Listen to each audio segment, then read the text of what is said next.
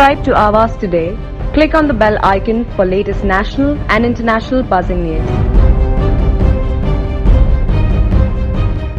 नवी मुंबई शहरातील सर्व नागरिकांना माझा नमस्कार. कोविडची जी समस्या सर्वांच्या समोर आपण पाहतोय आणि या परिस्थितीचा सामना आज पूर्ण जगभरामध्ये केला जातोय. या पार्श्वभूमीवरती नवी मुंबई शहरामध्ये महानगरपालिका, पोलीस प्रशासन आणि इतर सर्व शासकीय यंत्रणांच्या वतीने कोविडच्या व्यवस्थापनासाठी प्रयत्न केले जात आहेत. कोविडची सध्याची जी काही परिस्थिती एकंदर आहे, ही महानगरपालिकेचं जे डेली बुलेटिन निघतं त्या बुलेटिनच्या माध्यमातून सर्व जनतेच्या समोर दररोज येत असते आणि त्या रिपोर्टच्या माध्यमातून एक प्रत्येक व्यक्ती आपली असेसमेंट करतो आणि कोविडची जी परिस्थिती आहे, कुठल्या दिशेने आपला प्रवास सुरू आहे, नियंत्रणामध्ये येतं किंवा नाही. कारण प्रत्येक व्यक्तीच्या मनामध्ये फार मोठ्या प्रमाणावरती एन्झायटी आहे. जेव्हा कोविडची सुरुवात झाली मार्च महिन्यामध्ये, त्यावेळची परिस्थिती आणि आत्ताची परिस्थिती जर आपण पाहिली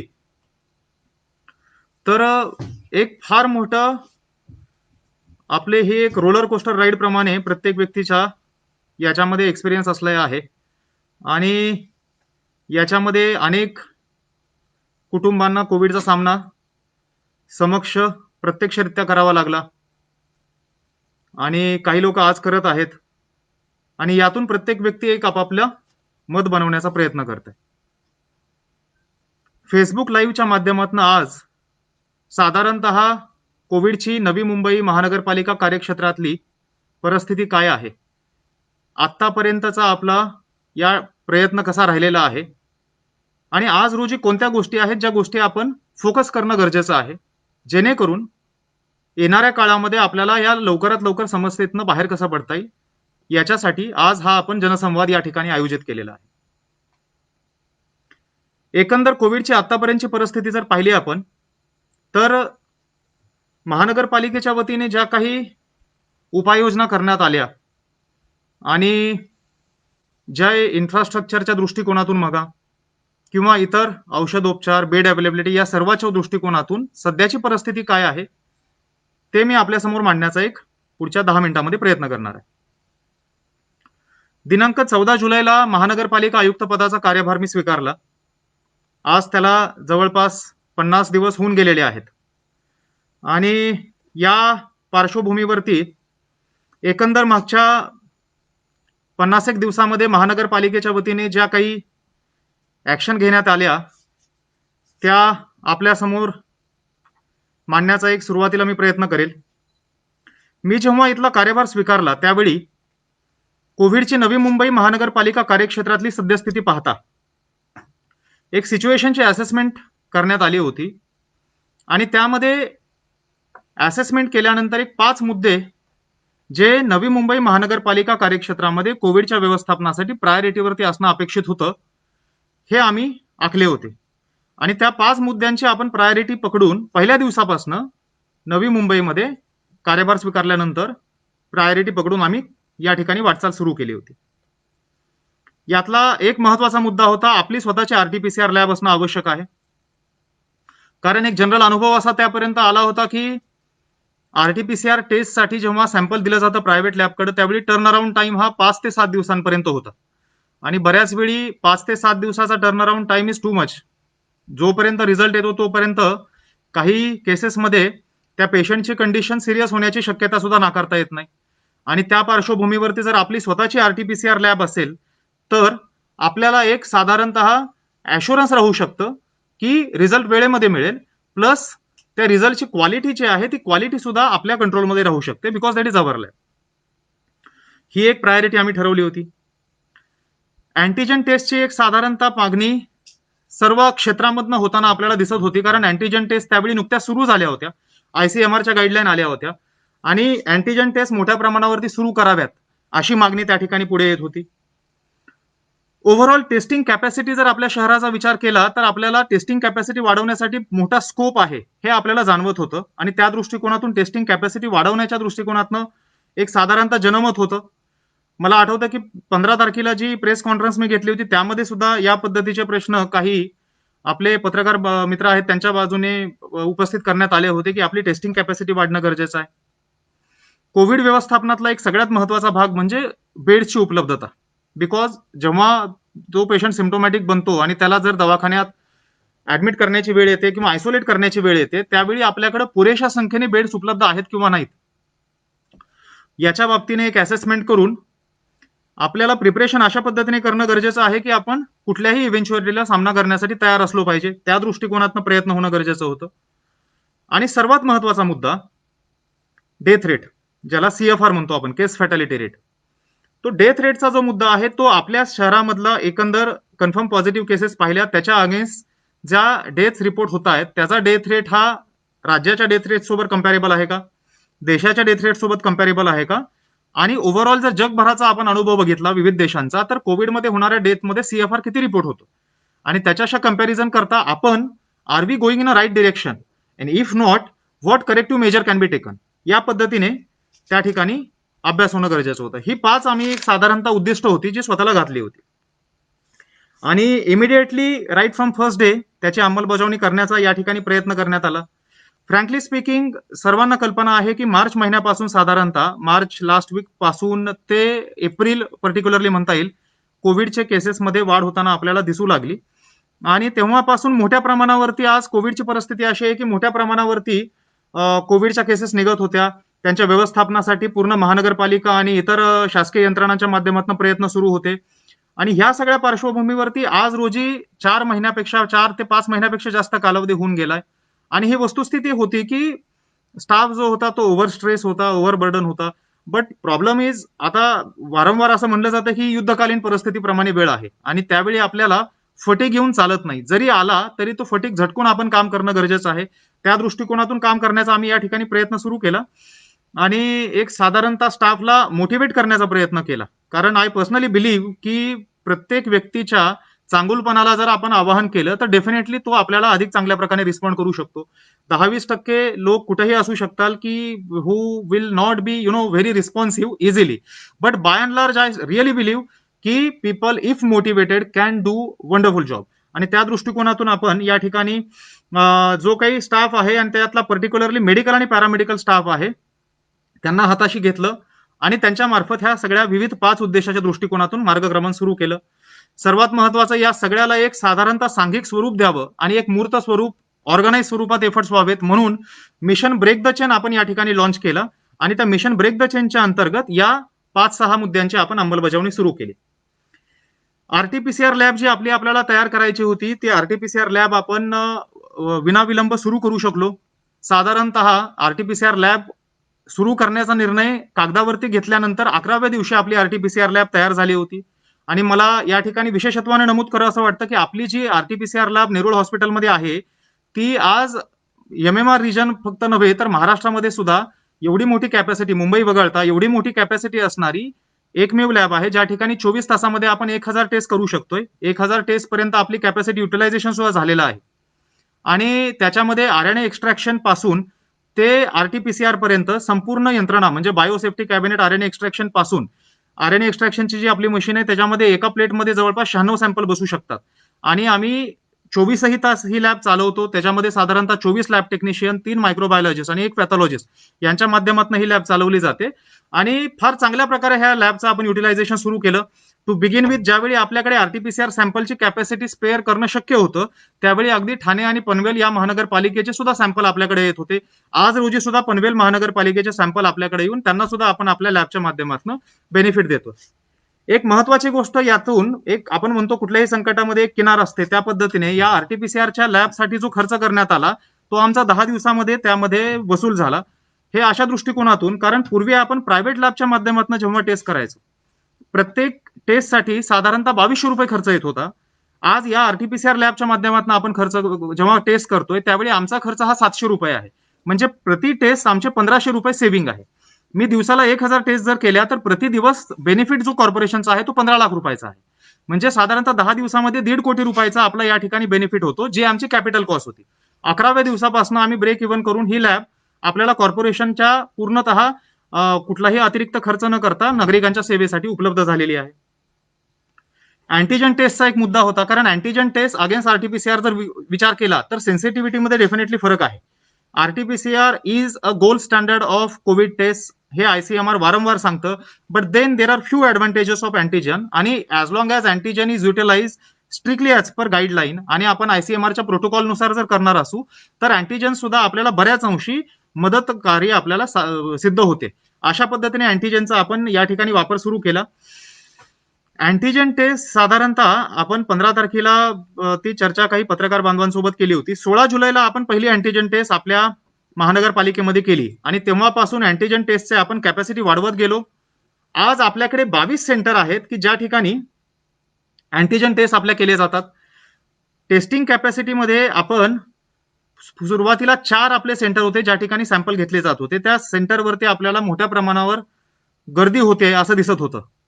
हे चित्र बदलावं याच्यासाठी आपल्याकडच्या प्रत्येक नागरी आरोग्य केंद्रामध्ये अँटीजन टेस्टची सुविधा उपलब्ध करून देण्यात आली आणि अशा रीतीने आज रोजी आपल्याकडे 22 सेंटर आहेत ज्या ठिकाणी अँटीजन टेस्ट उपलब्ध करून दिले जाते. एकंदर टेस्टिंग कॅपॅसिटीचा जर विचार केला तर मी पहिल्या दिवशी जेव्हा आढावा घेतला होता त्यावेळी आपली per million testing capacity, testing rate जो होता तो 164 होता आणि which certainly was a worrisome feature. कारण आज आपण धारावी मॉडेलची चर्चा करतो, मालेगाव मॉडेलची चर्चा करतो.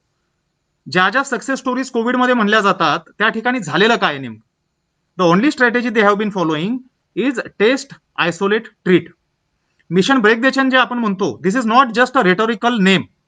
Mission break the chain is about testing, early identification, isolating and treating the patient, so that जास्तीत जास्त टेस्ट कराव्यात, लवकरात लवकर पेशंट आपल्याला आयसोलेट करता यावा आणि त्याला आयसोलेट करून ट्रीटमेंट दिल्यानंतर पुढच्या ज्या इव्हेंच्युअलिटी किंवा कॉम्प्लिकेशन आहेत ते आपल्याला कशा पद्धतीने टाळता येतील हे करण्याकडे आपला भर आहे.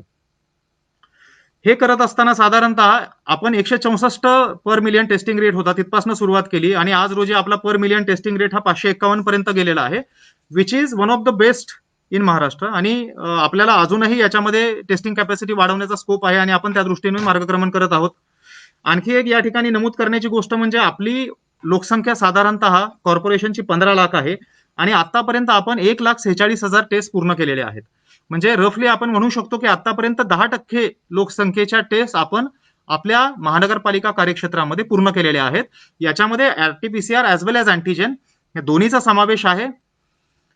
आपण अँटीजन टेस्टवरती जेव्हा भर दिला त्यावेळी आरटीपीसीआर इग्नोर करून चालत नाही, because as I said earlier RTPCR remains to be a gold standard of covid test आणि त्याच्यामुळे आरटीपीसीआरच्या लॅबचा आपल्याला जो फायदा होतोय त्यातून बोथ आरटीपीसीआर अँटीजन आणि दोन्हीचं बॅलन्स कशा पद्धतीने राहू शकेल हे आपण त्या ठिकाणी मेंटेन करण्याचा प्रयत्न केलेला आहे. एक मागच्या 1.5 महिन्यामधली कोविडची जर परिस्थिती आपण पाहिली तर आपल्याला साधारणतः असं जाणवेल की एकंदर कोविडचा प्रवास हा पूर्वी स्लम एरियामध्ये मोठ्या प्रमाणावरती कोविडच्या केसेस आपल्याला सापडत होत्या, परंतु आताची परिस्थिती अशी आहे की स्लमच्या व्यतिरिक्त स्लमच्या बाहेर सुद्धा, म्हणजे आता एक अशी परिस्थिती आली आहे की स्लम एरियामध्ये आज रोजी हार्डली डेथ्स रिपोर्ट होतात आणि ऍक्टिव्ह केसेसची संख्या सुद्धा अत्यंत मर्यादित आहे. आता कोविडचा स्प्रेड जो आहे तो सोसायटीमध्ये एरियामध्ये आहे, हाय राईज एरियामध्ये सोसायटी स्प्रेड होतो. आणि त्याच्यामध्ये एक ऑब्झर्वेशन आमच्या असं निदर्शनास आलं की आपले जे 22 अँटीजन टेस्टचे सेंटर आहेत किंवा प्रायव्हेट जे टेस्टिंग आहे या सगळ्याचा विचार जरी केला तरी सोसायटीतले लोक हे बाहेर निघत नाहीत टेस्टिंग करण्यासाठी आणि त्या दृष्टिकोनातून त्यांना अर्ली डिटेक्शनसाठी उद्युक्त जर करायचं असेल तर त्याच्यासाठी एक प्रयत्न करण्यात आला आणि आपण mobile antigen test van launch केल्या आणि 34 मोबाईल अँटीजन टेस्ट व्हॅनच्या माध्यमातून सोसायटीमध्ये जाऊन आपण टेस्टिंग सुरू केली आणि त्यातून आपली टेस्टिंग कॅपॅसिटी वाढवण्याचा प्रयत्न सुरू केला आणि याला सुद्धा नागरिकांनी फार चांगल्या प्रकारे रिस्पॉन्ड केलेला आहे. आपण विविध सोसायट्यांमध्ये जातोय, तिथे जाऊन लोकांना आवाहन करतोय, त्या सोसायटीमधील जे सिनियर सिटीजन आणि कोमॉर्बिड व्यक्ती असेल त्यांना आपण आवाहन करतो आणि त्यांच्या अँटीजन टेस्ट किंवा RTPCR which ever is require as per guideline ती करतो, जेणेकरून अर्ली डिटेक्शनसाठी मदत होते. जेव्हा आपण नवी मुंबई कार्यक्षेत्रातील कोविडचा विचार करतो त्यावेळी एक आपल्यासाठी काळजीची गोष्ट आहे एपीएमसी. कारण एपीएमसी मध्ये डेलीचा फुटफॉल जो आहे तो 50,000 पेक्षा जास्त आहे आणि जेव्हा एवढ्या मोठ्या प्रमाणावरती, जी महाराष्ट्रातली सगळ्यात मोठी एपीएमसी आहे, जर एवढ्या मोठ्या प्रमाणावरती आपल्याकडे फुटफॉल होतो आणि महाराष्ट्रभरातनं या ठिकाणी लोक येतात डेली बेसिसवर आणि ते आपल्याला बंद करता येणं पण शक्य नाही. अशा वेळी आपण फक्त बघ्याची भूमिका घेणं योग्य नाही. त्या ठिकाणी जे गाड्यांची आवक जावक आहे ती स्टॅगर्ड पद्धतीने होणं, सोशल डिस्टन्सिंग फॉलो होतंय किंवा नाही पाहणं, याच्यासोबतच त्या लोकांची डेली बेसिसवर मोठ्या प्रमाणावर टेस्टिंग होणं गरजेचं आहे, जेणेकरून जर त्यांच्यापैकी कुणी पॉझिटिव्ह असेल, त्यांच्यापैकी कुणी सुपर स्प्रेडर असेल, त्याला आपण इमिडिएटली आयसोलेट करू शकतो आणि त्याला आयसोलेट केल्यामुळे त्याच्यापासून होणारी जी पुढची लिंक आहे की पुढची चेन आहे ती पण आपल्याला ब्रेक करता येईल. अशा पद्धतीने आपण या विचारातून एपीएमसीला टेस्टिंग सेंटर सुरू केलं. पहिल्यांदा आपण ते दिवसाचं सेंटर सुरू केलं. त्यानंतर असं लक्षात आलं की आपलं कांदा बटाटा मार्केट हे सकाळी सुरू होतं. मग आपण सकाळी 6 वाजता टेस्टिंग सेंटर सुरू केलं. त्याच्यानंतर लक्षात आलं की भाजीपाला मार्केट जे आहे ते रात्री सुरू होतं आपलं. रात्री 10च्या नंतर त्या ठिकाणी 8 ते 10 हजाराची गर्दी होते. मग आपण रात्रीचं सुद्धा टेस्टिंग सेंटर त्या ठिकाणी सुरू केलं. अशा रीतीने एपीएमसी मध्ये वेगवेगळ्या वेळी आपण टेस्टिंग करण्याचा प्रयत्न करतोय, ज्यातून जास्तीत जास्त लोकांची टेस्टिंग डेली बेसिसवर व्हावी आणि त्यांनाही आपल्याला आयसोलेट करता येणं शक्य आहे. एक आणखी महत्वाचा मुद्दा जो नागरिकांसाठी फार एक सायकोलॉजिकल त्यांना थोडं ॲश्युरन्स देण्याचा असू शकतो, तो आहे बेड अवेलेबिलिटीचा. कारण प्रत्येक नागरिकाच्या आपण कितीही प्रिकॉशन घेतली तरी सुद्धा अननोईंगली कधीही आपल्याला कल्पना नाही की व्हायरसचं इन्फेक्शन होऊ शकतं आणि suppose somebody turns positive, somebody develop symptom, अशा वेळी जर त्याला रुग्णालयात दाखल करण्याची वेळ आली तर आपल्याकडे सफिशियंट बेड्स अवेलेबल आहेत का, हा एक फार महत्वाचा प्रश्न वारंवार उपस्थित केला जातो. कोविडच्या बेडचं व्यवस्थापन जर बघितलं तर 2 बेड्स आपल्यासाठी फार महत्वाचे आहेत. त्याच्यामध्ये आहे ऑक्सिजन बेड ॲज वेल एज आयसीयू बेड. ऑक्सिजन बेडच्या उपलब्धतेसाठी आपण मोठ्या प्रमाणावर प्रयत्न सुरू केले. आयसीयू बेड एक साधारणतः कोविडचं गणित असं आहे की 100 पेशंट जर पॉझिटिव्ह निघाले तर साधारणतः 5 पेशंटसाठी आयसीयू बेडची गरज लागू शकेल. 100 पेशंट जर पॉझिटिव्ह निघाले तर 20 पेशंटसाठी आपल्याला हॉस्पिटलायझेशनची गरज पडू शकते. आणि oxygen is like a life line in patient management with respect to covid. जर त्या पेशंटला योग्य वेळी आपण ऑक्सिजन देऊ शकलो तर पुढचे सगळे कॉम्प्लिकेशन टाळून अगदी तो पेशंट आयसीयू पर्यंत जाण्यापासून सुद्धा आपण अवॉइड करू शकतो. आणि त्याच्यामुळे सगळ्यात महत्वाचं इंटरव्हेन्शन जर कोविडच्या व्यवस्थापनात कुठलं असेल तर ती ऑक्सिजन बेडची अवेलेबिलिटी हे आहे. आणि या दृष्टिकोनातून ऑक्सिजन बेडची अवेलेबिलिटी जर बघितली आपण तर ऑक्सिजन बेड आपण अवेलेबल जास्तीत जास्त करण्याकडे भर दिला. साधारणतः 500 आपल्याकडे ऑक्सिजन बेड अवेलेबल होते आणि 500 बेडच्या माध्यमातून आपण लोकांना ऑक्सिजन बेडची उपलब्धता करून देण्याचा प्रयत्न करत होतो. परंतु ज्या दिवशी मी चार्ज घेतला त्या दिवशी 3800 आपल्याकडे ऍक्टिव्ह पेशंट होते. 3800 ऍक्टिव्ह पेशंटच्या तुलनेमध्ये 500 ऑक्सिजनच्या बेडच्या बाबतीमध्ये आपल्याला दिसत होतं की बऱ्याच अंशी आपल्याला ऑक्सिजन बेडमध्ये वाढ करणं गरजेचं आहे. आणि एक सिस्टमॅटिक प्लॅन आखून तिथून पुढे आपण जास्तीत जास्त ऑक्सिजन बेड वाढवण्याचा प्रयत्न सुरू केला. आणि आज रोजी आपल्याकडे सर्व ऑक्सिजन बेडचा विचार केला तर 2266 आपल्याकडे ऑक्सिजन बेड हे नवी मुंबई महानगरपालिका कार्यक्षेत्रामध्ये अवेलेबल आहेत. आणि यातले मॅक्झिमम ऑक्सिजन बेड हे नवी मुंबई महानगरपालिकेच्या अखत्यारीत आहेत. म्हणजे हे फक्त प्रायव्हेट हॉस्पिटलमधली संख्या नव्हे तर जी काही नेट ऍडिशन मागच्या 50 दिवसामध्ये केलेली आहे त्या नेट ऍडिशन पैकी more than 80 or 90% of net addition is done by corporation in their own facility. आणि त्या माध्यमातून आपण आज रोजी 500 ऑक्सिजन बेड आपले सिडको एक्झिबिशन सेंटरमध्ये आहेत आणि उरलेले 600 ऑक्सिजन बेडचं काम आपण आता त्वरित सुरू करतोय, जेणेकरून ते पुढच्या 10 दिवसामध्ये पूर्ण करता येईल. जे झाल्यानंतर 1100 ही बेड सिडको एक्झिबिशन सेंटरच्या आपल्याला ऑक्सिजनवरती कन्वर्ट करता येतील. त्याच्यानंतर राधास्वामी सत्संगमध्ये आणि एक्सपोर्ट हाऊस आणि एमजेम सांडपाडा ह्या 3 फॅसिलिटीचा विचार केला तर आपल्याकडे 1003 ऑक्सिजनचे बेड वापरासाठी आज रेडी आहेत. आणि एक्सपोर्ट हाऊसला आपण आता ऍडमिशन सुद्धा सुरू केलेले आहेत. अशा रीतीने एकंदर ऑक्सिजन बेडची अवेलेबिलिटी मोठ्या प्रमाणावरती वाढवण्याचा आपण प्रयत्न केला. आणि आज रोजी I am very the position as far as oxygen bed availability is concern is not that worrisome. कारण ऑक्सिजन बेडची ऑक्युपन्सी जी आहे आज रोजीची ती 55% आहे. म्हणजे ऑलमोस्ट 45% और more than 45% oxygen beds are still vacant. आज रोजी कुठलाही पेशंट ज्याला ऑक्सिजनची गरज आहे त्याला बेड मिळणार नाही असं होणार नाही. प्लस असा कुणालाही जर बेडच्या अवेलेबिलिटीमध्ये जर आपल्याला बऱ्याच वेळी फक्त बेडची अवेलेबिलिटी महत्वाची नाही तर बेडची अवेलेबिलिटी परवडणाऱ्या दरात महत्वाची आहे. आणि त्यामुळे कॉर्पोरेशनची फॅसिलिटीमध्ये आपल्याला वृद्धिंगत करणं गरजेचं आहे. त्यामुळे आपण कॉर्पोरेशनची कॅपॅसिटी ऑक्सिजन बेडची एवढी वाढवलेली आहे की ज्या पेशंटला प्रायव्हेट हॉस्पिटलला जाणं परवडत नाही त्याला जाण्याची वेळ येणार नाही. आपण आपले बेड अवेलेबल करून देतो. पण फक्त ऑक्सिजन बेडवरतीच आपलं संपूर्ण गरज भागत नाही. आपण मगाशी बोललो की 5% पेशंट साधारणतः क्रिटिकल बनतात आणि त्यांना आपल्याला आयसीयू बेडची उपलब्धता अलॉंग विथ व्हेंटिलेटर द्यावी लागते. आयसीयू बेडची occupancy to begin with was around 90 to 95%, which was a really worrisome feature. आणि आयसीयू बेडच्या उपलब्धतेमध्ये अनेक अडचणी आपल्याला त्या ठिकाणी दिसत होत्या आणि डेली बेसिसवरती नागरिकांना सुद्धा कल्पना आहे की बऱ्याच वेळी आपल्या पेशंटला मुंबईला शिफ्ट करणं वगैरे अशा पद्धतीने वेळ येत होती. त्याच्यामध्ये सुद्धा एक सिग्निफिकंट ऍडिशन करण्याचा महानगरपालिकेच्या वतीने आपण प्रयत्न केला आणि ह्याच्यामध्ये खासगी रुग्णालयांना सुद्धा आपण आवाहन केलं की त्यांनीही त्यांच्या कॅपॅसिटीज वाढवाव्यात.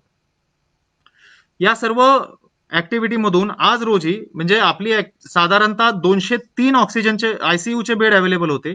त्या 203 पासून आज रोजीची आपली आयसीयू बेडची अवेलेबिलिटी जी आहे ती 335 आहे. म्हणजे 335 पर्यंत आज आपण ऑक्सिजनचे आयसीयूचे बेड वाढवलेले आहेत.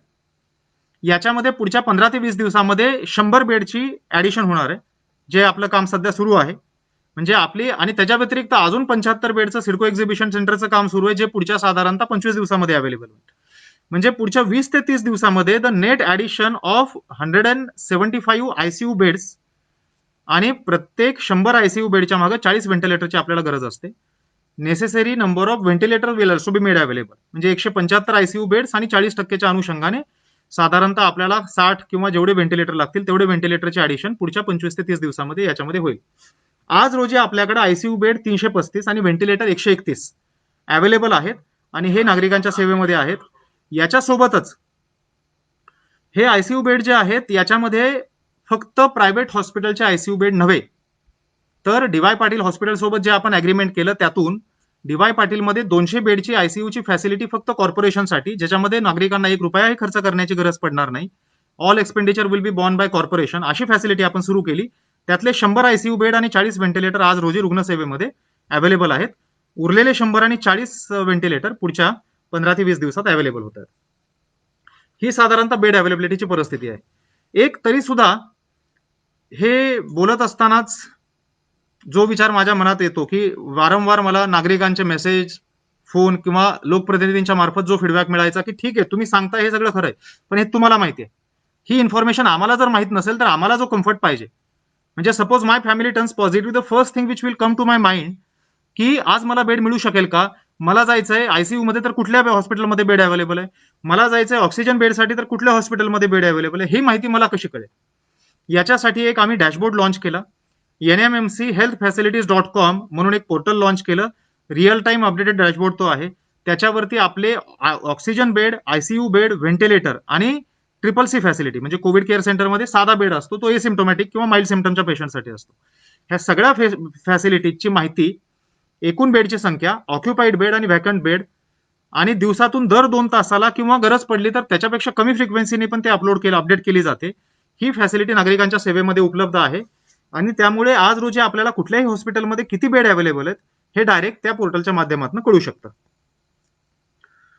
शेवटी एक महत्वाचा मुद्दा जो मला नागरिकांशी बोलायचा आहे तो आहे डेथ रेट किंवा CFRच्या संदर्भाने.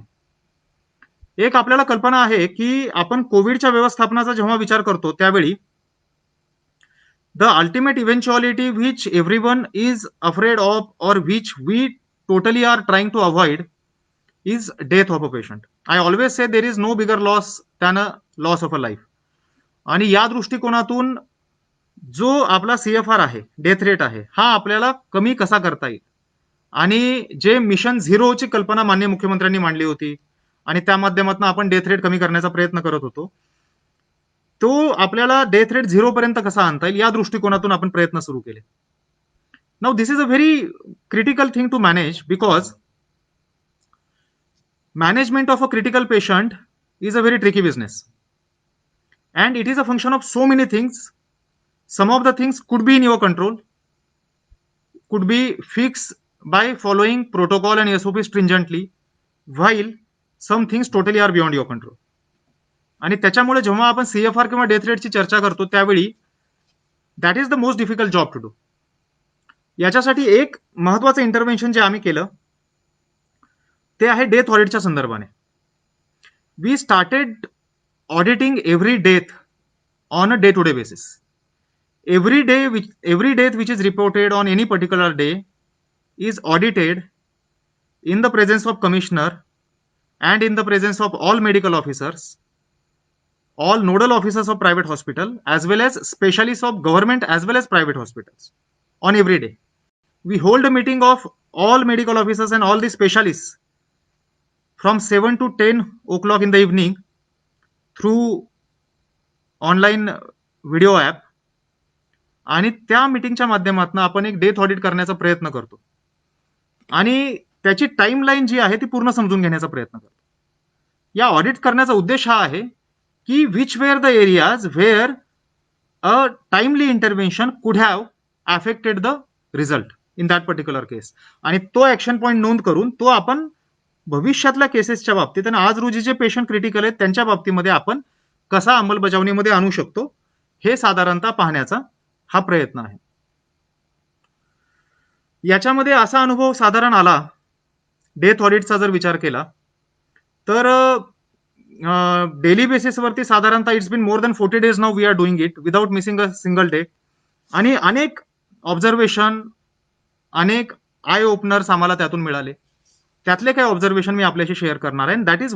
That is the real intention of today's program through which I wanted to interact with people.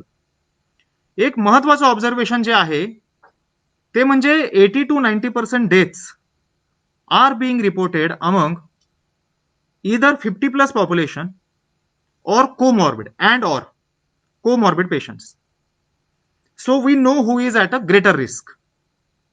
I'm not saying कि every patient who is a 50 plus or who is comorbid is going to be critical and is going to face this situation. हे त्याचं conclusion नाही आहे. परंतु ज्या deaths report होतात त्याचा analysis केल्यानंतर असं दिसतं ते 80 to 90% पेशंट्स ज्यांची डेथ झालेली आहे ते इधर 50 प्लस आहेत किंवा आणि ते कोमॉर्बिड आहेत. कोमॉर्बिडिटी म्हणजे काय, तर कोमॉर्बिडिटीमध्ये साधारणतः सगळ्यात मोस्ट प्रॉमिनंटली ऑब्झर्व केलेली कोमॉर्बिडिटी जी आहे ती आहे diabetes, hypertension, kidney disease, heart disease. त्याच्यामध्ये सुद्धा डायबेटीज, हायपरटेन्शन आणि किडनी डिसीज ही मोस्ट ऑब्झर्व कोमॉर्बिडिटी. मग याच्यात आम्हाला साधारणतः आढळणाऱ्या गोष्टी कुठल्या? डेथ रिपोर्ट झाल्यानंतर आपण त्याचं ऑडिट कसं करतो, ज्या हॉस्पिटलमध्ये डेथ रिपोर्ट झाली त्या हॉस्पिटलने त्याचं ऑडिट सादर करायचं की या तारखेला पेशंट ऍडमिट झाला आणि ज्या दिवशी डेथ झाली तोपर्यंत त्या पेशंटची प्रोग्रेशन कशी झाली, तो पेशंट रेफर झाला होता दुसऱ्या हॉस्पिटलमधनं, तिथनं रेफर करताना कंडिशन कशी होती, त्या हॉस्पिटलने कुठली ट्रीटमेंट दिली होती, त्याच्यामध्ये काय इंटरव्हेन्शन करणं पॉसिबल होतं. त्याच्यापूर्वी मग व्हर्बल ऑटोप्सी केली जाते मेडिकल ऑफिसरकडनं, नागरी आरोग्य केंद्राच्या. तो मेडिकल ऑफिसरकडनं पाहिलं जातं की त्याची साधारणतः सिम्पटम केव्हा डेव्हलप झाले, त्याला प्रॉपर टेस्ट वेळेत करता आली किंवा नाही, आणि अजून काही त्याच्यामध्ये अडचणी होत्या, आणि त्याच्या आधारावरती एक ओव्हरऑल टाइम लाईन लक्षात घेऊन असं कुठलं इंटरव्हेन्शन त्या पर्टिक्युलर केसमध्ये करता आलं असतं ज्याने आपल्याला तो एंड रिझल्ट बदलता आला असता, जो आपण बाकी केसेसमध्ये काळजी घेऊ शकतो. तर एक ऑब्झर्वेशन याच्यामध्ये असं दिसून येत आहे की बऱ्याच केसेसमध्ये लोक अंगावरती आजार काढतात. साधारणतः एक कोविड मधलं क्रिटिकल पेशंटच्या बाबतीमधलं ऑब्झर्वेशन आहे की जर कोमॉर्बिड पेशंट असेल, सिनियर सिटीजन असेल, आणि जर त्याने सिम्पटम डेव्हलप झाल्यापासून 3-4 दिवस जरी उशीर केला टेस्ट करण्यासाठी आणि हॉस्पिटलमध्ये दाखल होण्यासाठी, तर बऱ्याच केसेसमध्ये त्याचं सॅच्युरेशन एवढा ड्रॉप होतो आणि परिस्थिती एवढी खराब होते की तिथून पुढे हॉस्पिटलमध्ये ती परिस्थिती रिवाईव्ह करणं फार चॅलेंजिंग होतं. हायपॉक्सिया जी एक मेडिकल टर्म आहे जी आपण कोविडच्या बाबतीमध्ये समजून घेतो. सी, कोविडचा व्हायरस आहे हा virus mostly kills through lungs, आणि लंग्सची कॅपॅसिटी अफेक्ट झाल्यामुळं त्या व्यक्तीला ब्रेथलेसनेस डेव्हलप होतो. पण कोविडचा ज्या बाबत एक फार अशी सेलिब्रेटेड टर्म आहे which we despite not being doctors आपण वारंवार ती ऐकत राहतो, ती आहे सायलेंट किंवा हॅपी हायपॉक्सिया. म्हणजे काय, जेव्हा रक्तामधलं ऑक्सिजनचं प्रमाण कमी होतं त्यावेळी लॉजिकली त्या व्यक्तीला ब्रेथलेसनेस डेव्हलप झाला पाहिजे. पण कोविडच्या बाबतीत असं होतं की त्याला ब्रेथलेसनेस इमिडिएट डेव्हलप होत नाही, त्याला ते सिम्पटम इमिडिएटली डेव्हलप होत नाहीत. ते सिम्पटम अशा पद्धतीने डेव्हलप होत नाहीत जरी ऑक्सिजन सॅच्युरेशन कमी झालं, जेणेकरून त्याला कळू शकेल की आपल्याला there is something wrong with the patient. आणि by the time the symptom develop त्या पेशंटचं सॅच्युरेशन फार जास्त ड्रॉप झालेला असतो. आमचं जनरल ऑब्झर्वेशन आहे by the time the person develops breathlessness, room एअरला त्याचं सॅच्युरेशन 80 किंवा त्याच्यापेक्षा खाली ड्रॉप होतं. नाऊ ऑक्सिजन सॅच्युरेशन आणि पल्स ऑक्सिमीटर हा शब्द मागच्या 2 महिन्यात एवढा प्रसिद्ध झालाय, आणि hardly there would be somebody who has not heard about oxygen saturation और पल्स ऑक्सिमीटर ना. And there could be many families which already have a pulse oximeter. But then we are observing Seawoods मधली एक केस particularly होती, ज्या ठिकाणी आम्ही death audit करताना पाहिलं. वेल एज्युकेटेड फॅमिली होती, वेल टू डू फॅमिली होती, पल्स ऑक्सिमीटर होता, परंतु जेव्हा तो पेशंट हॉस्पिटलमध्ये ऍडमिट करण्यात आला त्यावेळी त्या पेशंटचं सॅच्युरेशन होतं 80. कारण त्या फॅमिलीला हे माहिती नव्हतं की आपल्याला कुठली सॅच्युरेशन लेवल ही क्रिटिकल मानली गेली पाहिजे. एनी लेवल विच इज 95 और more can be considered to be a safe level. 94 ही आपल्याला साधारणतः धोक्याची घंटा मानली गेली पाहिजे आणि 94 और बिलो म्हणजे 90 सुद्धा वाट पाहायची नाही. 94 ही धोक्याची घंटा मानली गेली पाहिजे. सॅच्युरेशनचा वापर कसा करायचा, पल्स ऑक्सिमीटरचा वापर कसा करायचा याच्याबाबत सुद्धा डॉक्टरांचे काही फार व्हिडिओज आहेत आणि ते व्हिडिओ सुद्धा आम्ही व्हायरल करण्याचा प्रयत्न करतोय. ते व्हिडिओज लोकांच्या समोर यावेत जास्तीत जास्त प्रमाणामध्ये आणि ते लोकांना दिसावेत याचा सुद्धा आम्ही प्रयत्न करतो. साधारणतः लोकांनी हे लक्षात घेणं गरजेचं आहे की जर आपल्याकडे पल्स ऑक्सिमीटर असेल तर ते आपण वारंवार ऑक्सिजन चेक केला पाहिजे. ज्यांच्यामध्ये कोविड पॉझिटिव्ह निघालेला नाही त्याने 8 दिवसातून कमीत कमी 2 वेळेस करावा. ज्यांच्या घरामध्ये कोविड पॉझिटिव्ह पेशंट आहे आणि they have preferred to be isolated at home, त्यांनी शक्यतो दिवसातून कमीत कमी 4 वेळेस तरी चेक केला पाहिजे. आणि जर ती व्यक्ती सिनियर सिटीजन किंवा कोमॉर्बिड असेल तर दर 2 तासाला सॅच्युरेशन चेक केला पाहिजे. आणि तो सॅच्युरेशन ज्यावेळी तुम्हाला 94 और एनी पॉईंट बिलो 94 ऑब्झर्व होतो, immediately you need to contact some doctor and as early as possible patient should be admitted in case of a senior citizen and a comorbid patient. कारण जर वेळेमध्ये treatment सुरू केली आणि वेळेमध्ये जर oxygen द्यायला सुरू केला तर पुढचे अनेक कॉम्प्लिकेशन आपण अवॉइड करू शकतो. आज आमचं सगळ्यात मोठं डेट बाबतचं ऑब्झर्वेशन जे आहे आणि सगळ्यात मोठा माझा जो उद्देश आहे हा फेसबुक लाईव्ह करण्याचा आणि लोकांपर्यंत पोहोचण्याचा, तो हाच आहे की people need to understand what is their responsibility in case of COVID. माझी लोकांकडनं जी अपेक्षा आहे, आपण सोशल डिस्टन्सिंग, मास्क हे शब्द इतक्या वेळेस ऐकलेत की ते शब्द ऐकून ऐकून बोथट झाले. And somehow we have stop reacting to these messages. आपण अजूनही ती रिंगटोन ऐकतो, आपण अजूनही होर्डिंग पाहतो, आपण अजूनही ते ट्विटर हँडलवरती मेसेजेस पाहतो की मास्क घाला. No, why am I wearing mask when I am interacting with people? Because there could be somebody who is sitting besides me who could be positive. You never know. Mask is like vaccine. We don't need to wait for vaccine. Mask is like vaccine. So whenever you are outside your home, continuously wear mask. फक्त माझा मित्राचा आहे, माझ्या परिचयाचाच आहे, ह्याला तर काहीच झालेलं नाही, याला तर सिम्पटम नाहीत, एसिम्प्टोमॅटिक व्यक्ती स्प्रेड करत नाही, मी तर एकदम यंग आहे, मी दररोज 10 किलोमीटर पळतो, मी दररोज जिम करतो. There are so many misconceptions in the minds of people की मला कोविड काही करू शकणार नाही. And then we are seeing cases where even young people sometimes unfortunately are becoming critical. While there are cases ज्या ठिकाणी अगदी सरप्राइझिंगली सिनियर सिटीजन कोमॉर्बिड असला तरी सिम्पटम डेव्हलप न करता बाहेर पडतो. So nobody knows how anybody's body is going to react to the virus. त्यामुळे कुठल्याही मिसनॉमरमध्ये, कुठल्याही ओव्हर कॉन्फिडन्समध्ये व्यक्तीने राहायला नाही पाहिजे. घाबरण्याची गरज नाही, but we need to understand the virus. मी पहिल्या दिवशीपासून सांगतो, we need to understand the virus and respond accordingly. So wearing mask is very important. Social distancing is very important. Not touching your face with your finger is very important. ह्या 2-3 गोष्टी केल्या तर आपण 90% risk कमी करतो. Unknowingly आपला हात कानाला, डोळ्याला, चेहऱ्याला लागू शकतो. पण अशी सवय लावायची की तो हात आपल्याला चेहऱ्याला लागता कामा नये. हे सवयीचा भाग बनू शकतो.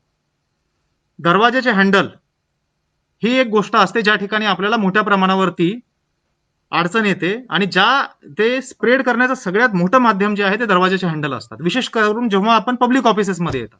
Now we come to public office every day. Suppose I am pushing a door, I am using a lift, I am pushing a button of the lift. You can't avoid. Then what to do? Preferably use your non dominant hand. म्हणजे मी उजवा हाताचा वापर करतो तर डाव्या हाताने करण्याचा प्रयत्न करा. कारण तुम्ही कितीही सवय लावली चेहऱ्याला टच नाही करायचं तरी सुद्धा अननोईंगली जर टच झाला तर तुम्ही तुमच्या उजव्या हाताने टच करा. त्याच्यामुळे दरवाजा उघडण्यासाठी किंवा लिफ्टमध्ये तुमच्या नॉन डॉमिनंट हात जो आहे आपला त्याचा वापर केला पाहिजे. अशा काही सवयी आहेत ज्यातून आपण जास्तीत जास्त प्रिकॉशन घेऊ शकतो. And most importantly, please take care of senior citizen and comorbid persons in your family. आम्ही अशा काही डेट्स पाहिलेल्या आहेत ज्याच्यामध्ये पेशंट बेड रिडन आहे आणि बेड रिडन पेशंट असताना त्याच्या फॅमिलीतल्या लोकांना विचारलं तुम्ही त्यांना टेस्ट का केल्या नाही, तर त्यांचं म्हणणं काय होतं, तर ते तर बेड रिडन होते, ते तर बाहेर गेले नाहीत, त्यांना कुठून कोविड होणार आहे. बट दे डिडंट अंडरस्टँड, जी व्यक्ती बाहेर जाते ती बाहेरनं कोविड घेऊन आली असेल and that person remains asymptomatic and unknowingly that person spreads the virus or infection to the bedridden person. अशा पण काही उदाहरणं आपल्याला दिसतात. So from my side I will close on this note. Please don't take the virus casually. Responsibly behaviour होणं गरजेचं आहे. अंगावरती आजार काढल्याने फार नुकसान होतं. अंगावरती आजार नाही काढला पाहिजे. जनरल प्रॅक्टिशनरकडे लोक जातात. जनरल प्रॅक्टिशनरकडे गेल्यानंतर आपल्याला असं जाणवतं की बऱ्याच वेळी जनरल प्रॅक्टिशनरकडे व्यक्ती गेलेली आहे, परंतु त्या व्यक्तीने डॉक्टरने त्याला ऍडवाइस केलं नाही टेस्टिंग करण्यासाठी. त्याच्यासाठी सुद्धा आम्ही प्रयत्न करतोय. आता आम्ही एक साधारणतः 1500 जनरल प्रॅक्टिशनरची शहरातली यादी केली आहे आणि त्यांना व्हॉट्सअपच्या माध्यमातून आम्ही मेसेज पाठवतो. त्यांचा वेबिनार या ठिकाणी आयोजित करतो, जेणेकरून त्यांना ही माहिती जावी की सिनियर सिटीजन कोमॉर्बिड व्यक्तीच्या बाबतीमध्ये आपल्याला फार जास्त काळजी घेणं गरजेचं आहे. आणि सिम्पटम डेव्हलप झाल्यानंतर never ever think that it is not a COVID. See, if symptoms develop and if you do test and if it's not a COVID, you are not going to be harmed in any way. But if it is a COVID, and if you already have a symptom, and if you don't test yourself, then firstly you could be spreading the virus to your family, and secondly you could be putting your life into danger. So कुठल्याही प्रकारचे symptom develop झाल्यानंतर without waiting right on day 1 test होणं गरजेचं आहे. आणि त्या दृष्टिकोनातून जर वेळेत जर टेस्ट केलं, वेळेत जर आयसोलेट स्वतःला केलं आणि ट्रीटमेंट सुरू केली, तर पुढचे अनेक कॉम्प्लिकेशन आपण अवॉइड करू शकतो. तर हे काही मुद्दे आहेत, या बाबतीमध्ये मला आपल्याशी संवाद साधायचा होता. आणि आता काही प्रश्न या ठिकाणी आलेले दिसत आहेत, त्याच्या बाबतीमध्ये आपण चर्चा करूयात. तर तुम्ही बोलत असताना विविध प्रश्न या ठिकाणी खाली लोकांनी स्वतःचं म्हणणं मांडलेलं आहे.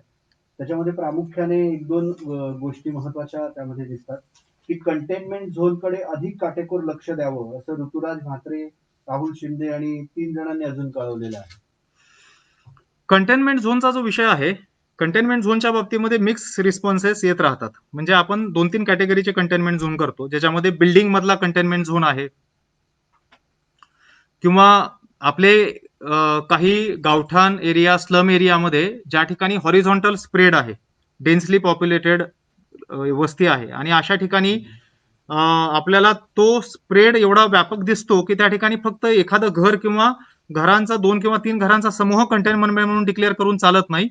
तर तो साधारणतः 50 मीटर 100 मीटरचा रेडियसचा एरिया आपल्याला कंटेनमेंट म्हणून डिक्लेअर करावा लागतो. एक महत्वाची गोष्ट कंटेनमेंट झोनच्या बाबतीमध्ये लक्षात घेणं गरजेचं आहे. बी it a building or be it a horizontal area of a radius of a 50 or 100 metre, containment zone म्हणजे that is the area where more COVID patients are there and people who are living in that area are at a higher risk of catching that infection. That's why business as usual त्या एरियामध्ये होणं अपेक्षित नाही. आपण बऱ्याच वेळी पाहतो की कंटेनमेंट एरिया बाबत लोक नाखुश असतात.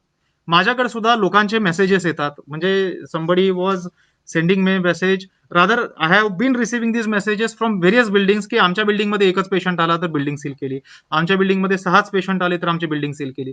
अशा पद्धतीचे अनेक मेसेज येत राहतात. त्याच्यानंतर बऱ्याच ठिकाणी हॉरिझॉन्टल कंटेनमेंट एरिया आपण जिथं जिथं केलेले त्या ठिकाणी मेसेज येतात की आम्हाला जाणं येणं आमचं बंद केलं, आमची दुकानं बंद केली. याच्या उलट काही लोकांचे मेसेज असे येतात की कंटेनमेंट डिक्लेअर केलेला आहे परंतु बिझनेस ॲज युजल सुरू आहे. Basically containment means business as usual होणार नाही त्या एरियामध्ये. As long as that area is declared to be a containment zone, entry आणि एक्झिटला मर्यादा आहे. आतले लोक बाहेर नाहीत आले पाहिजे, बाहेरचे लोक आतले नाहीत गेले पाहिजे. मात्र याचा अर्थ असा नाही की आतमध्ये तुम्ही कितीही फिरा. People should try to stay inside home as far as possible. दुकानं जी आहेत ती कंटेनमेंट एरियातली बंद झाली पाहिजेत. आपण सगळीकडची दुकानं जरी खुली केली आणि आपण बऱ्याच अंशी रिलॅक्सेशन जरी दिले, तरी प्रत्येक रिलॅक्सेशन हे एक आपली सेंटेन्स तुम्हाला प्रत्येक आदेशामध्ये दिसेल की this relaxation doesn't apply to containment area. So no relaxation can be given to containment area. Now containment area is a dynamic thing. असं काही नाही की जो मार्च महिन्यामध्ये कंटेनमेंट एरिया झाला तो आज रोजी लागू आहे. कंटेनमेंट एरिया बदलत राहतात. ज्या ज्या ठिकाणी नवीन पेशंट येतात तिथं नवीन कंटेनमेंट एरिया डिक्लेअर होतो. ज्या ठिकाणचे पेशंट ऍक्टिव्ह असतात ते बरे होऊन संपून जातात त्या ठिकाणी कंटेनमेंट एरिया रिलॅक्स केला जातो. But then as long as that area is declared to be a containment area, त्यांनी ती काळजी घेणं गरजेचं आहे. हाय राईज सोसायट्यांमध्ये मोठ्या प्रमाणावरती आपल्याला स्प्रेड दिसतोय. हाय राईज सोसायट्यांमध्ये अनफॉर्च्युनेटली काही ठिकाणी डेथ रिपोर्ट झालेले आपण ते पाहिलेले आहे.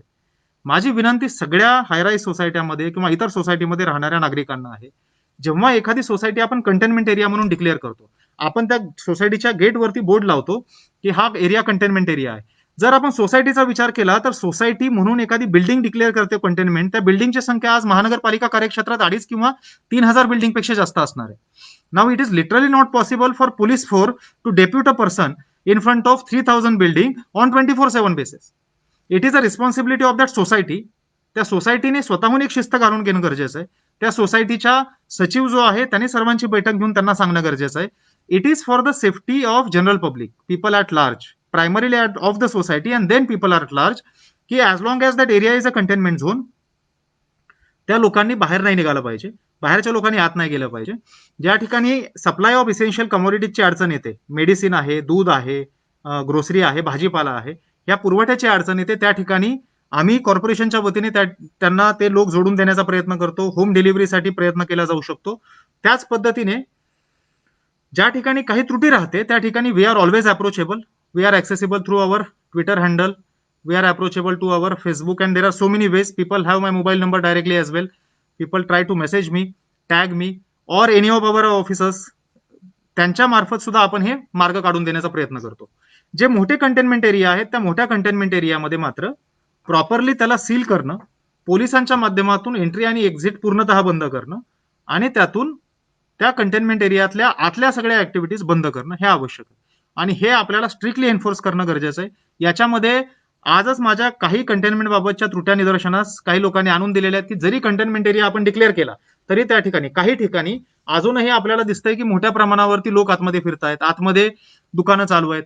आज दुपारीच मी सगळ्या माझ्या वॉर्ड ऑफिसर्सना पुन्हा एकदा मेसेज दिलेला आहे, कंटेनमेंट एरिया जे आपले हॉरिझॉन्टल कंटेनमेंट एरिया आहेत या ठिकाणी पूर्णतः ते स्ट्रिक्ट इम्प्लिमेंटेशन व्हावं आणि कुठल्याही प्रकारची सूट त्या ठिकाणी कंटेनमेंट एरियामध्ये देता कामा. तर आरटीपीसीआर आणि अँटीजेन टेस्ट मध्ये वाढ केली याबद्दल उदय तिळवे, रुपा बेल्लारू, योगेश मोहन यांनी कौतुक करताना आशुतोष नलावडेंनी एक विनंती केलेली आहे की डोर टू डोअर जे स्क्रीनिंग आहे ते वाढवावं. डोअर टू डोअर स्क्रीनिंग हे फार महत्वाची गोष्ट आहे.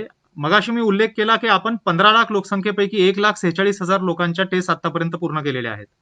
पण टेस्टच्या व्यतिरिक्त you can test all 15 lakh immediately in one go, then it may not be needed as well. The point is screening म्हणजे टेस्टिंग पेक्षा सुद्धा surveillance is a very important exercise. आणि त्याच्यामुळं some people have rightly observe that door to door testing is a very important exercise and it is a very important way of primary screening before the person is selected for testing. हे door to door screening करण्यासाठी आम्ही आमचे कॉर्पोरेशनचे जे शिक्षक आहेत त्या शिक्षक आणि इतर काही आपले संवर्ग आहेत त्या सगळ्या कर्मचाऱ्यांचा वापर घेण्याचा प्रयत्न करतोय. त्याचबरोबर ज्या आपण सोसायट्यांमध्ये आता गाड्या पाठवतोय, ज्या 34 गाड्या आपण सुरू केल्या होत्या सोसायटीमध्ये पाठवतोय, त्याच्यामध्ये बीजेएसचे काही व्हॉलेंटियर आहेत आणि ह्या भारतीय जनसंघाच्या व्हॉलेंटियरच्या माध्यमातून ते करण्याचा प्रयत्न करतोय. याच्यामध्ये काही एनजीओज आहेत आपल्या शहरामधील, त्या एनजीओजने सुद्धा ऍक्टिव्हली आपल्याला पार्टिसिपेशन करणं सुरू केलेलं आहे आणि त्यांच्या माध्यमातून सुद्धा डोअर टू डोअर आपण ऍक्टिव्हिटीज सर्व्हिलन्सच्या सुरू केलेल्या आहेत. एक ऑब्झर्वेशन फक्त या ठिकाणी माझं असं आहे, कॉर्पोरेशनच्या बाबतीमध्ये जनरल पब्लिकची मानसिकता ही बऱ्याच वेळी निगेटिव्ह राहते आणि I many a times don't blame people for that because being the challenge is maybe we are catering to such a big population and then there are so many things which seem to be improved. But then कोविडच्या बाबतीमध्ये आज एका गोष्टीचा मी आपल्याला assurance देतो की not again as a rhetorical argument, we really are trying to do everything we can. All officers including myself are really working 24/7. आणि हे करत असताना आपल्याला जेव्हा डोअर टू डोअर सर्व्हेसाठी लोक आपल्या दरवाजामध्ये येतात त्यांना खरी माहिती दिलं जाणं अत्यंत आवश्यक. डेथ ऑडिटमध्ये आम्ही पाहिलेलं आहे की ज्या व्यक्तीची डेथ झाली आहे त्याच्या 15 दिवस आधी आमची व्यक्ती त्या घरी गेलेली, 10 दिवस आधी घरात गेलेली आहे आणि त्या व्यक्तीला सांगण्यात नाही आलं की ह्या घरामध्ये एक तापाचा पेशंट आहे आणि तो व्यक्ती पुढे क्रिटिकल झाला आणि त्याच्यानंतर त्यांनी आम्हाला अप्रोच केलं. We try to take that patient to the hospital. Unfortunately in some of the cases the patient has died. So ही माहिती पण दिली जाणं तेवढंच गरजेचं आहे. When I say this, there are many families who are cooperating, who are totally giving all the information, but then every death which can be avoided must be avoided. आणि त्याच्यामुळे डोअर टू डोअर सर्व्हिलन्समध्ये आम्ही फार स्ट्रिंजंटली करणं गरजेचं आहे आणि ते आपण करण्याचा प्रयत्न करतोय. त्याच वेळी नागरिकांनी रिस्पॉन्ड करणं गरजेचं आहे. डोअर टू डोअर सर्व्हिलन्सच्या अनुषंगाने एक महत्वाचा मुद्दा, जेव्हा आपण डोअर टू डोअर सर्व्हिलन्सची चर्चा करतो त्यावेळी फिजिकली प्रत्येक घरात तर जातच आहोत आपण, पण त्याच्या व्यतिरिक्त आपण टेलिफोनिक कॉन्व्हर्सेशन म्हणजे टेलिफोन कॉलच्या माध्यमातून लोकांपर्यंत पोहोचण्याचा प्रयत्न करतोय. आम्ही आता कॉल सेंटर सुरू केलंय. त्या कॉल सेंटरच्या माध्यमातून डेली 5,000 कॉल आपण करतोय. साधारणतः 1,000 आपले होम आयसोलेटेड पेशंट असतील. त्या प्रत्येक होम आयसोलेटेड पेशंटला दिवसातून 2 कॉल गेले पाहिजेत आणि दररोज कमीत कमी 3,000 सिनियर सिटीजन किंवा कोमॉर्बिड व्यक्ती असतील ज्यांना एक तरी कॉल दिवसातनं गेला पाहिजे. दररोज 3,000 केले तर आज 3,000, उद्या 3 दुसरे, परवा 3 तिसरे, अशा पद्धतीने एका ठराविक फ्रिक्वेन्सीने प्रत्येक पेशंटला जर आपण रिपीटेड कॉल करत राहिलो तर त्याच्यामध्ये काही पेशंटला काही लक्षणं असतील. बऱ्याच वेळी लोकांना आपण गृहीत धरतो की लोकांना सगळं माहिती आहे, but still there could be few families who don't know की हे symptom can qualify to be a COVID symptom. एखाद्याला ब्रेथलेसनेस असतो पण त्याला अस्थमा असल्यामुळे घरच्यांना वाटतं की अरे हा अस्थमा आहे, मग त्यांना वाटतं की कोविडची टेस्ट करायची किंवा नाही. तर ह्या टेलिफोनिक कॉलच्या माध्यमातून सुद्धा आता काही अंश आम्हाला ह्याच्यामध्ये फायदा होताना दिसतोय की we are in a position to catch that person early and we are in a position to reach that family early.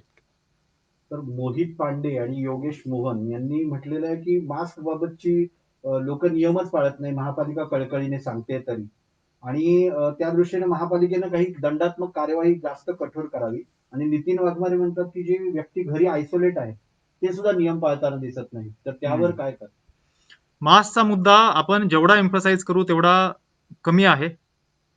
It really helps. Wearing a mask really helps आणि wearing a mask properly really helps. आणि त्याच्यामुळं त्याची SOP proper follow करून त्याचे काही आम्ही videos पण जे काही आपल्या डॉक्टरांनी बनवलेले आहेत ते आम्ही आमच्या सोशल मीडिया हँडलवरनं सर्क्युलेट करण्याचा प्रयत्न करतोय आणि ते पण लोकांनी पाहावेत. पण तरीही मला जसं 3 दिवसापूर्वी एका व्यक्तीचा फोन आला की मी वाशीमध्ये पर्टिक्युलर एका रेस्टॉरंटच्या समोर उभा आहे, ज्या ठिकाणी होम डिलिव्हरीसाठी रेस्टॉरंट सुरू आहे, परंतु मोठ्या प्रमाणावर गर्दी आहे आणि लोकांनी मास्क घातलेले नाही. मग आम्ही आमच्या लोकांना पाठवलं आणि त्या ठिकाणी खरंच तशी वस्तुस्थिती होती. मग दंड करावा लागला. आपण ज्या लोकांनी मास्क घातले नाही त्यांना दंड करतोय, परंतु ही वस्तुस्थिती आहे की ही दंड करण्याची कार्यवाही जी आहे ही अधिक चांगल्या प्रकारे आणि अजून जास्त होणं गरजेचं आहे. हे खेळ आपला काही अंशी चालूच राहणार आहे because when even though 80% when 80 or 90% people decide that all protocols and SOPs are to be stringently followed, 10% लोकांनी जरी आपल्याला ते फॉलो नाही करायचं असं ठरवलं तरी सुद्धा आपली रिस्क फार मोठी राहू शकते आणि त्यामुळे त्या लोकांना डील करण्यासाठी आपल्याला पिनल ऍक्शन घेत राहावी लागणार आहे. याच्यामध्ये आम्ही आता अजून एक धोरणात्मक निर्णय असा घेतोय की आता आपण आपला फक्त कॉर्पोरेशनचा जो एक्झिस्टिंग वॉर्ड लेवलचा स्टाफ आहे त्यांच्या माध्यमातून या ऍक्टिव्हिटीज करतोय की लोकांना दंड करणं वगैरे. परंतु आता कॉर्पोरेशनचे जे उपद्रव शोध पथक, ज्याला न्यूजन्स डिटेक्शन स्क्वॉड म्हणतो, हे न्यूजन्स डिटेक्शन स्क्वॉड किंवा एनडीएस एक डेडिकेटेड स्क्वॉड तयार करायचे आणि असे स्क्वॉड साधारणतः 100 किंवा 50च्या संख्येने तयार करून ते पूर्ण शहरभर स्प्रेड करायचे आणि त्यांनी डेली बेसिसवरती मास्क न घातलेले आणि रस्त्यावरती थुंकणारे अशा लोकांना पकडून त्यांना दंडाची कारवाई सुरू करायची. हे एक धोरणात्मक निर्णय आम्ही घेतलेला आहे. याची अंमलबजावणी लवकरच सुरू करू. याच्यामध्ये माजी सैनिक लोकांना आम्ही घेतोय ज्यांना थोडाफार मिलिटरीमध्ये काम केल्यामुळे डिसिप्लिन पण असतो, थोडं ते लोकांवरती त्या पद्धतीने थोडा त्यांचा वचक राहू पण शकतो. तर अशा ऍक्टिव्हिटी आम्ही करतो. But that point is well noted that more action need to be taken. आणि काही पॉझिटिव्ह किंवा आयसोलेट झालेल्या व्यक्ती पण डिसिप्लिन पाळत नाहीत, हे जे ऑब्झर्वेशन आहे. See again when I started taking review after I joined, I observed that 70% of the people were home isolated while 30% were institutionally isolated. Now because of bed upgradation, infrastructure upgradation, we have been able to turn around the situation. Today 70% are institutionally isolated while 30% are home isolated. Home isolation पूर्णतः बंद करणं पण शक्य नाही because that is the policy of the government. Whoever prefers to be home isolated and whoever has that facility at home should be given option of home isolation.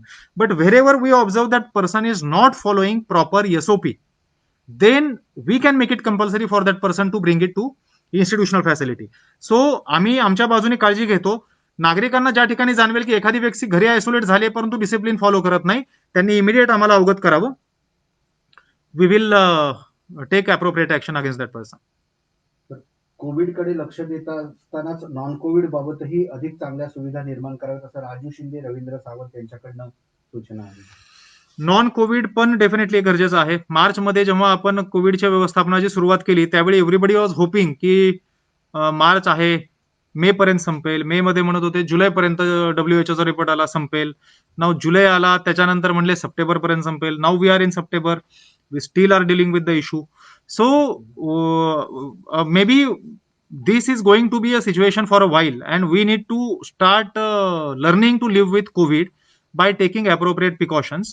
And then as a corporation, definitely we appreciate the fact that we need to start taking care of non-COVID issues as well, because there are so many non-COVID works which need to be given priority.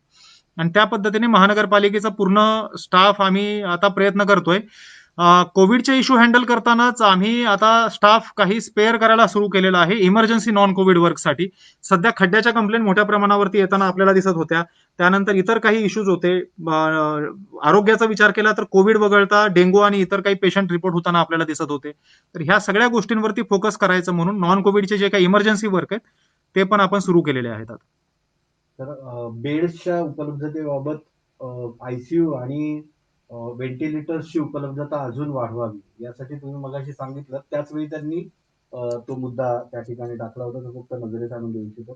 आणि death rate जो कमी होतोय, गेल्या जून मध्ये 3.15 होता, August मध्ये 1.56 झालाय. उदय तिळवेंनी म्हटलं होतं ही चांगलं काम चालू आहे. ते करत असताना अजून डेथ रेट कमी करण्यासाठी आपण अधिक प्रभावी काम करा, अशा हे सुद्धा त्यांनी व्यक्त केलेले आहेत अपेक्षा.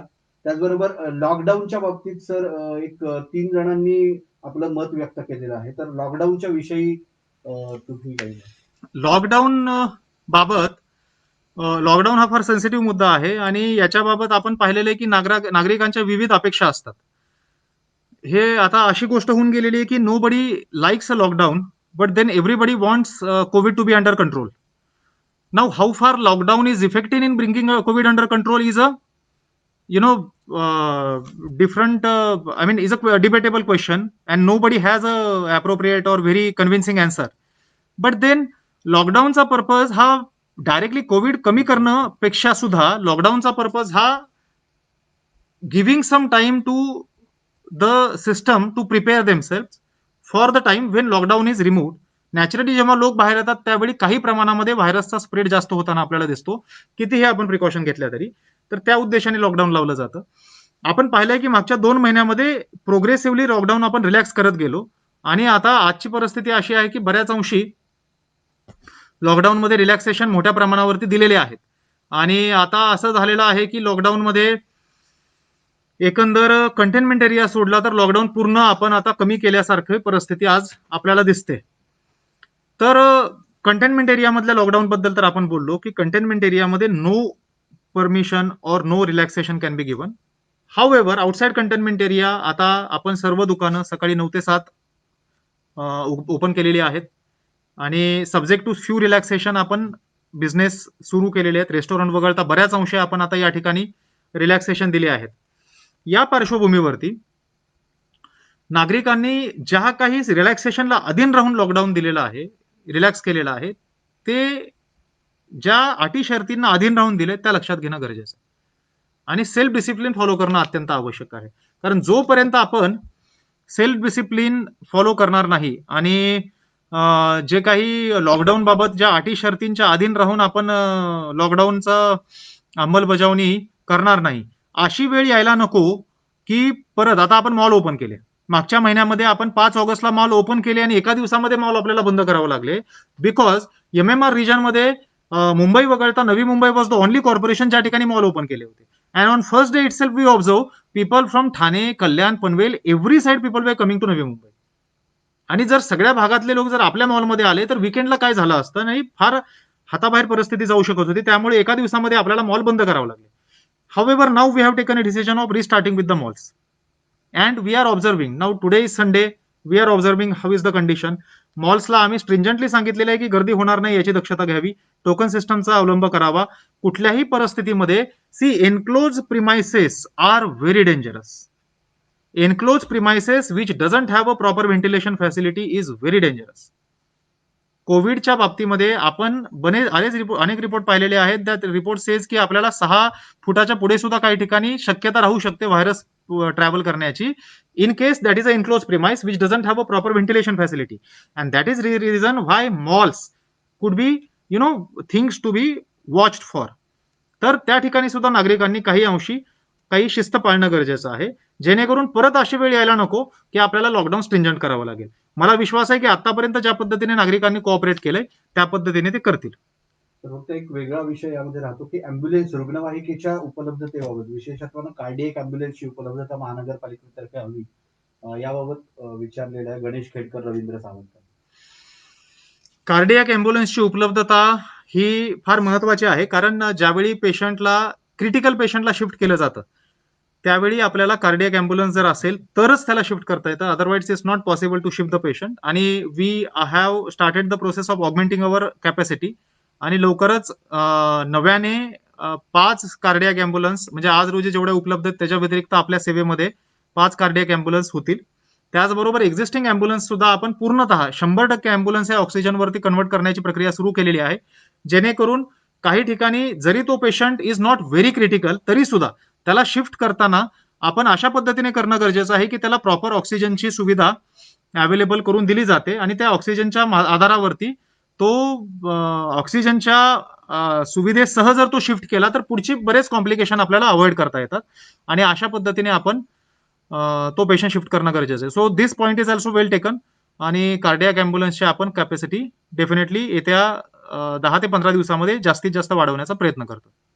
हे सगळे विविध मुद्दे मांडत असताना सर, मध्ये जे संदेश येत होते त्यामध्ये धनश्री देसाई तोडेवाले, राजू शिंदे, रूपा बेल्लारू, अनिल, योगेश मोहन, वसंत पडघन, विद्या भांडेकर, रत्नाकर आवटे, दीपक काळे, प्रशांत दळवी, गौरव दातखे, सुनील सुतार, आणि या सगळ्यांनी तुम्ही एक वेगळी दिशा घेऊन सगळ्या टीमला घेऊन एकत्र काम करता, आणि हे टीमवर्क नवी मुंबईला कोविड पासून दूर करेल अशा प्रकारची विश्वास या निमित्तानं व्यक्त केलेला आहे. आणि आभारही अनेक जणांनी मानलेले आहे की तुम्ही अशा पद्धतीनं फेसबुक लाईव्ह आला. I would like to end by again, flagging 2-3 issues at the cost of repetition. तुम्ही वारंवार अनेक जे माननीय मंत्री आहेत, माननीय लोकप्रतिनिधी आहेत, आणि अनेक अधिकारी यापूर्वी सुद्धा फक्त नवी मुंबई नव्हे तर संपूर्ण महाराष्ट्रामध्ये फेसबुक लाईव्हच्या माध्यमातून, टीव्ही चॅनलच्या माध्यमातून लोकांना आवाहन करताना पाहिलं असेल. And many a times people believe की what is the reason why these people keep saying की लोकांनी हे करणं गरजेचं आहे, ते करणं गरजेचं आहे. Now when it is your responsibility, why you asking us to do something? The reason is, आता रिसेंटली नवी मुंबईला स्वच्छ भारतमध्ये, स्वच्छ सर्वेक्षणमध्ये भारतामध्ये 3ऱ्या क्रमांकाचं बक्षीस मिळालं. So Navi Mumbai officially has been declared to be 3rd cleanest city in India. पण याचं बॅकग्राऊंड जे होतं, मागचे 3-4 वर्ष जे काम या ठिकाणी होत होतं, या सगळ्याचा परिपाक म्हणून, आणि सगळ्यात महत्वाचं लोकांचं पार्टिसिपेशन त्या पद्धतीने असल्यामुळे आपण इथपर्यंत येऊ शकलो. मागच्या वर्षीचं जे स्वच्छ भारत मधली स्लोगन होती, नवी मुंबई कॉर्पोरेशनने ज्या स्लोगनच्या आधारे आपण ते पूर्ण कॅम्पेन राबवण्याचा प्रयत्न केला, ती स्लोगन होती, माझा कचरा माझी जबाबदारी, माय गार्बेज माय रिस्पॉन्सिबिलिटी. जेव्हा आपण या भावनेतनं काम करतो त्यावेळी आपल्याला ऍज अ समूह, म्हणजे ऍज अ कम्युनिटी आपल्याला चांगला रिझल्ट देता येतो. COVID is a very very big crisis against humanity. This crisis is not limited to one city, one state, one country. Whole world is facing COVID. मात्र त्यावेळी आपण definitely आपल्याला safe ठेवू शकतो, आपल्या फॅमिलीला सेफ ठेवू शकतो, आपले कलिग्स, आपली सोसायटी यांना सेफ ठेवू शकतो. But then the fight starts from you. हे कोविड योद्धा ह्या ज्या टर्म्स आपण ऐकतो, दिस अगेन हे काय फक्त पब्लिसिटीसाठी कुणी केलेलं आहे असं नाही. I have seen many doctor, many police officers, many corporation officers are risking their own lives, risking their families' lives as well in order to serve people. There could be so many problems with government system. I never claim perfection. But then this crisis is taken in a right stride by administration. We are definitely trying to do everything we can. But then it doesn't end there. Unless every citizen of Navi Mumbai decide to participate and do there bit, आपल्याला याच्यामध्ये यश येणार नाही. मला अपेक्षा आहे की आतापर्यंत जो रिस्पॉन्स नागरिकांनी दर्शवला, मी वारंवार म्हणत असतो की सेल्फ डिसिप्लिन पाळणं गरजेचं आहे. मास्क शिवाय मी बाहेर जाणार नाही. अत्यंत आवश्यक असेल तरच बाहेर जाईल. माझ्या घरातील सिनियर सिटीजन, लहान मुलं जे आहेत, कोमॉर्बिड व्यक्ती आहे, त्यांची मी काळजी घेईल. माझ्या कुटुंबाव्यतिरिक्त माझी सोसायटी, माझे कलिग्स यांच्यामध्ये राईट मेसेजेसचा स्प्रेड करेल. अफवांपासून सर्वांना दूर ठेवण्याचा प्रयत्न करेल. आणि अशा पद्धतीने जेव्हा आपण कोविडचा लढा देण्याचं ठरवू आणि सर्वजण प्रयत्नशील राहू, मला विश्वास आहे की आपण डेफिनेटली यातून बाहेर पडण्याचा प्रयत्न करू. या पद्धतीने जर सर्वांनी सेल्फ डिसिप्लिनचा फॉलो करण्याचा प्रयत्न केला आणि एक जस्ट आता while I was having this conversation with you, एक आयसीयू बेडच्या अवेलेबिलिटीचा पण प्रश्न आला आणि तो पण आम्ही त्याची पण या ठिकाणी दखल घेतलेली आहे आणि आयसीयू बेडचं मी मगाशी बोललोच होतो. So just I would end with this observation की लोकांच्या सहकार्यातनं आणि कॉर्पोरेशनचे जे प्रयत्न आहेत याच्या माध्यमातून definitely I am very sure that will be able to get over this crisis very soon. ज्या पद्धतीने आतापर्यंत नागरिकांनी सहकार्य केलंय त्यापुढं याच पद्धतीने आपलं सहकार्य राहील ही अपेक्षा. या फेसबुक लाईव्हचा हाच उद्देश होता की एक साधारणतः आउटरीच सर्व नागरिकांपर्यंत यावा. काही दिवसानंतर हा एक्सरसाइज पुन्हा आपण रिपीट करू आणि त्यावेळच्या परिस्थितीच्या आधारे पुन्हा एकदा आपल्याशी संवाद साधता येईल.